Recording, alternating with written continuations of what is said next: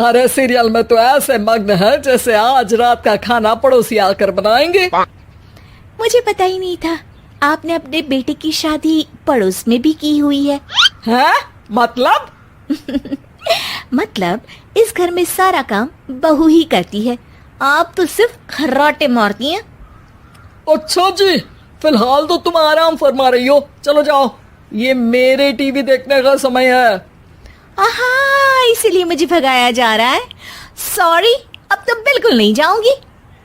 प्राची की इस बात पर दोनों सास बहू के बीच टीवी रिमोट के पीछे बच्चों जैसे छीना झपटी शुरू हो जाती है, जिसके बीच श्लोक भी काम से घर वापस आ जाता है। आज मेरी चूहे बिल्ली की जोड़ी किस बात पर झगड़ रही है? अरे तेरे बीवी मुझे टीवी ही नहीं देखने दे रही। अरे तुम्हारी मम्मी मुझे खाना बनाने के लिए फोर्स कर रही है। अरे वाह, ऐसे बेतुके रीजन पर तो बच्चे भी झगड़ा नहीं करते। अरे मुझे कुछ मत बोल, सब इसने ही शुरू किया है। हाँ हाँ, जैसे आप तो बहुत दूध की धूली है ना। अरे बस, दोनों चुप। प्राची जाओ, खाने की तैयारी करो। और माँ तुम छोड़ो, तुम्हें क्या बोलूं, शांति से अपना सीरियल देखो, मुझे दोबारा लड़ने की आवाज सुनाई नहीं देनी चाहिए। ऐसा बोलकर श्लोक वहां से चला जाता है, जिसके पीछे पीछे प्राची भी कुछ न कुछ बड़बड़ाते हुए रसोई में चली जाती है। हाँ, सासू जी को तो कुछ बोलेंगे ही नहीं, बस मुझ पर ही हुक्म चलता है, खाना बनाओ, जैसे मैं इनके घर में खाना बनाने के लिए आई हूँ।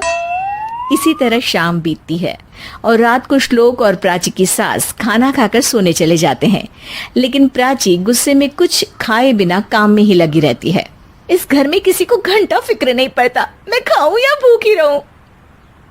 प्राची कुछ देर के लिए रसोई से बाहर जाती है और जैसे ही वापस आती है तो वहां दूध का भरा ग्लास देखकर हैरान रह जाती है।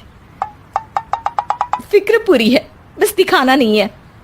प्राची दूध पीकर सोने चली जाती है और अगली सुबह एक बार फिर सास बहू का कार्टून नेटवर्क स्टार्ट हो जाता है। ये तुमने ही किया है। अरे अजीब जबरदस्ती है, मैं बोल रही हूँ मैंने कुछ नहीं किया। दोनों ने मिलकर पूरे घर को पागल खाना बनाया हुआ है। यहाँ कोई नॉर्मल इंसान तो रह ही नहीं सकता, इसीलिए अब पड़ोसी क्या रिश्तेदार भी घर आने से कतराते हैं। और सुन बेटे, तू भी चंगा, तेरी माँ भी चंगी, तेरी बीवी भी चंगी, रिश्तेदार। हाँ जी, आपको नहीं पता क्या, गंगाधर ही शक्तिमान है, रिश्तेदार ही। हाँ, बस समझ गया। कभी जानवरों जैसे लड़ेंगी तो कभी जुगलबंदी करेंगी। भाई मैं आप दोनों के बीच में नहीं फंसना चाहता। सास बहू की इस मनमौजी जोड़ी से परेशान होकर श्लोक अपना सिर खुजलाता वहां से चला जाता है। चलो अब मैं भी कीर्तन में जा रही हूँ। इस पर जैसे ही सास कमरे में अपना पर्स लेने जाती है तो वहां नाश्ते की प्लेट रखी देख मुस्कुराने लगती है और नाश्ता करके घर से बाहर निकलते हुए कुछ पैसे टेबल पर रख जाती है, जिसके कुछ देर बाद सिलेंडर वाला घर आता है। ओ मुरी मैया, मैं सिलेंडर के बारे में तो बिल्कुल भूल ही गई थी। घर खर्च के सारे पैसे भी मम्मी के पास है और श्लोक से बोला तो उल्टा 4 बात सुनाएंगे। प्राची ये सोच ही रही होती है कि अचानक उसका चेहरा चमक उठता है और वो घर में आकर इधर उधर देखने लगती है। तभी उसकी नजर टेबल पर रखे पैसों पर पड़ती है, जिन्हें वो सिलेंडर वाले को दे देती है। ये सब श्लोक देख लेता है। अच्छा बेटे, इतना बड़ा घोटाला, सबके सामने मैं तेरी दुश्मन और पीठ पीछे तेरी मेरी यारी। इस पर श्लोक एक प्लान बनाता है और शाम को सब एक साथ बैठे होने पर बोलने लगता है। माँ, तुम दोनों की बहुत लड़ाई होती है, इसलिए मैं सोच रहा हूँ कि प्राची को उसके घर छोड़ाऊं, इससे वो भी खुश रहेगी और तुम भी।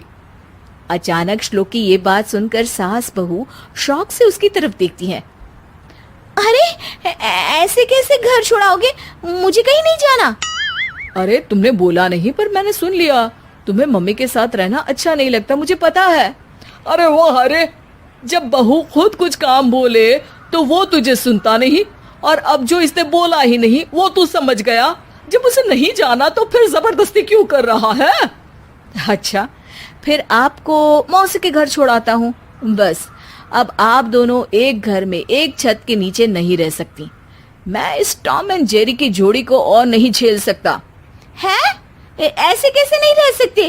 तुम्हें इतनी दिक्कत है तो तुम्हारा बोरिया बिस्तर पैक कर देती हूँ, लेकिन मम्मी जी कहीं नहीं जाएंगी। बिल्कुल यही सुनना था मुझे। अगर दोनों में इतना ही प्यार है फिर हर वक्त ये लड़ाई का नाटक क्यों करती हो? देखा मैंने कैसे माँ किचन में दूध रखती है और तुम उनके लिए कमरे में नाश्ता रखती हो, और कैसे वो पहले ही तुम्हारी दिक्कत समझकर घर में पैसे रखकर बाहर जाती है।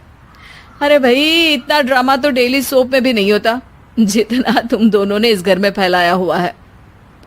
तू हमें टॉम एंड जेरी बोलता है ना, तो याद कर वो दोनों भी एक दूसरे को बाहर वालों की बुरी नजर से बचाने के लिए हमेशा सबके सामने लड़ते थे, लेकिन अकेले में दिक्कत के समय मदद भी तो करते थे।